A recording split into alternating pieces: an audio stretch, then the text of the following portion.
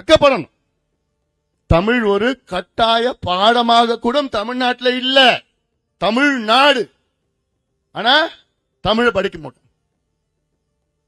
ஆனா 60 வருஷம் ஆண்டுட்டு இருப்பாங்க.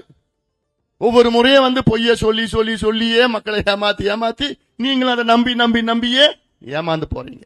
போதுங்க, நீங்க ஏமாந்ததெல்லாம் போதுங்க. ஏமாந்தது போதும். எவ்வளவு காலமா நீங்க ஏமாளிகளா இருப்பீர்கள்?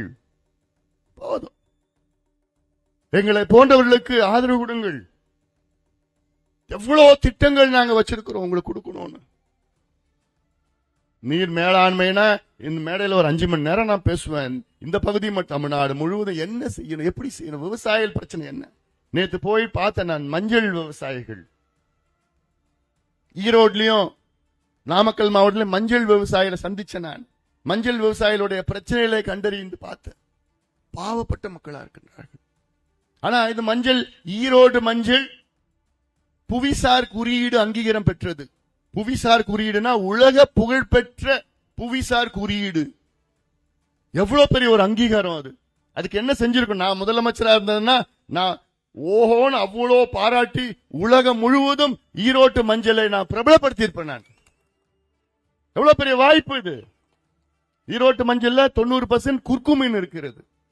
அது நமக்கு உடம்புக்கு நல்லது, மெடிசினல் வேல்யூ. நம்மளோட உணவு பழக்கம் மட்டுமில்ல, நமக்கு மருத்துவ பாரம்பரிய மருத்துவத்துக்கு பயன்படும். தோல் பிரச்சனை இருந்தாலும், நம்ம காய பிரச்சனை இருந்தாலும், நமக்கு நெருப்பு காய எந்த நாளும் மஞ்சள் தான். உள்ளும் வெளியிலயும் மஞ்சள், உள்ளுக்குள்ளேயும் மஞ்சள். குடல் பிரச்சனை இருந்தாலும் சரி, கல்லீரல் பிரச்சனை இருந்தாலும் சரி, கேன்சரை குணப்படுத்துகின்ற தன்மை உள்ள மஞ்சள் எங்க இருக்குது? நம்ம ஊர்ல இருக்க கொங்கு பகுதியில் இருக்கியா? இதுக்கு புவிசார் ஐநா சபை இல்ல, உலக சுகாதார நிறுவனம் இந்த மஞ்சளை அங்கீகாரம் கொடுத்திருக்கு. கலரிங் ஏஜென்ட் இப்ப உலகத்துல ஆர்டிபிஷியல் கலர்லாம் விட்டுட்டாங்க. நேச்சுரல் கலர் வேணும். இந்த மஞ்சளுக்கு நேச்சுரல் கலர், இயற்கை வர்ணம். இப்படி எல்லாம் நம்ம ஊர்ல இருக்கு, நம்ம பகுதியில் இருக்கு. அதை பத்தி பேசுவதற்கு ஒரு தகுதி திறமை இல்லாதவர்கள் தான் இன்னைக்கு ஆண்டு கொண்டு இருக்கின்றார்கள். அவங்க என்ன கேட்கறாங்க? மஞ்சள் விவசாயிகள், எங்களுக்கு ஒரு குவிண்டால் 100 கிலோக்கு எங்களுக்கு ஒரு 25,000 ரூபாய் கொடுங்கயா. குறைந்தபட்ச ஆதரவு விலையை கொடுங்க. திடீர்னு 7,000 ரூபாய் 6,000 ரூபாய் ஒரு குவிண்டால் வருது, திடீர்னு 12,000 ரூபாய் 13,000 போகுது. குறைந்தபட்சம் ஒரு ஆதரவு விலை நிர்ணயம் செய்யுங்கள். ஊட்டியில தேயிலை விவசாயிகள் பாவப்பட்ட விவசாயிகள். ஏன்னா 2 ஏக்கர் 3 ஏக்கர் 4 ஏக்கர் சிறு குறு விவசாயிகள். அங்க யார் அதிகமா இருக்கிறாங்க? அங்க மலைவாழ் மக்கள். அவங்கதான் 2 ஏக்கர் 3 ஏக்கர் பச்சை பசும் தேயிலை. இன்னைக்கு எவ்வளவு போகுது? ஒரு கிலோ 7 ரூபாய் 8 ரூபாய் 9 ரூபாய், அதிகபட்சம் 11 ரூபாய்க்கு. எவ்வளவு கேட்கறாங்க? குறைந்தது ஒரு 25,000 ரூபாய் கொடுங்க, 25 ரூபாய் கொடுங்க ஒரு கிலோவுக்கு. அது பெரிய பணம். ஆனா மத்திய அரசும் சரி மாநில 2 பேரும் சேர்ந்து அதை முடிவு செய்ய வேண்டும். எவ்வளவு போராட்டம் செஞ்சுட்டு இருக்கிறாங்க. இதுதான் தமிழ்நாட்டின் விவசாயிகளுடைய லட்சணம். பாவம். தஞ்சாவூர் பத்தி பேசினாலே பேச வேண்டாம். பாவப்பட்ட மக்களா இருக்காங்க தஞ்சாவூர்ல. தஞ்சாவூர் நமக்கு டெல்டா, காவிரி டெல்டா, உணவளிக்கின்ற டெல்டா. 1000 ஆண்டுகள் நம்ம அந்த பகுதி உணவளித்துக் கொண்டிருக்கிறது. என்னோட நோக்கம், என்னோட ஆசை என்ன? அடுத்த 1000 ஆண்டுகள் அந்த பகுதி உணவளிக்க வேண்டும். நம்ம இடையில வந்தவங்க, அவ்வளவுதான். நம்ம கடமை என்ன? இருக்கிற ஆத்தை காப்பாத்தி, இருக்கிற குளத்தை குட்டையை காப்பாத்தி, இருக்கிற விவசாயத்தை காப்பாத்தி, இருக்கிற விவசாய மண்ணை காப்பாத்தி வருகின்ற தலைமுறைகளுக்கு நாம் விட்டு செல்ல வேண்டும். அதுதான் நம்ம கடமை. அது என்னுடைய கடமையா நான் பாக்குறேன். ஆனா திமுகவோட கடமை என்ன? எல்லாத்தையும் நாசப்படுத்தி அழிச்சு ஒழிச்சு அதை ஆக்கிரமிச்சு முடிச்சிட்டு போனோம். அதான் எத்தனையோ லட்சக்கணக்கான நெல் மூட்டைகள் அங்க மழையில நனைஞ்சிருக்கு. ஏன் நனைஞ்சிட்டு இருக்கு?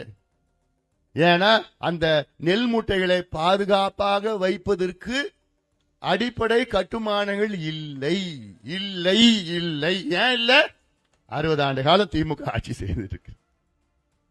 ஆனா கேட்டா முதலமைச்சர், நானும் டெல்டாக்காரன், சட்டசபையில் பேசுவார், நானும் டெல்டாக்காரன். நீங்க டெல்டாக்காரன் தான்.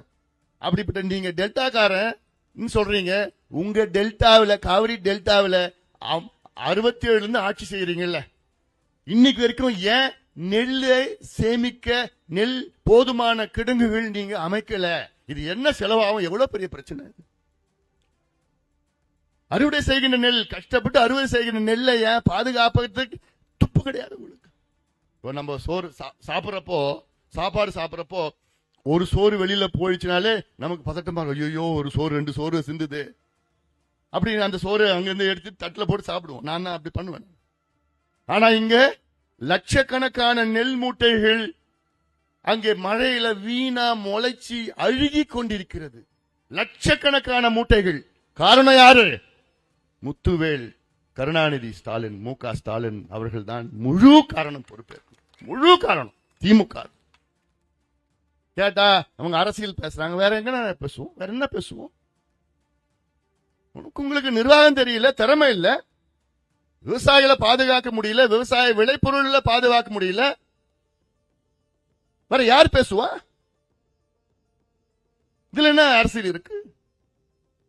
இவ்வளவு காலமா ஆட்சி பண்றீங்க, ஏன் இதுக்கு கட்டுமானங்கள், இன்ஃப்ராஸ்ட்ரக்சர், பேசிக் இன்ஃப்ராஸ்ட்ரக்சர் ஏன் உருவாக்கல? விவசாயிகளுக்கு விலை நிர்ணயம் கிடையாது, விளைபொருள் விலை நிர்ணயம் கிடையாது.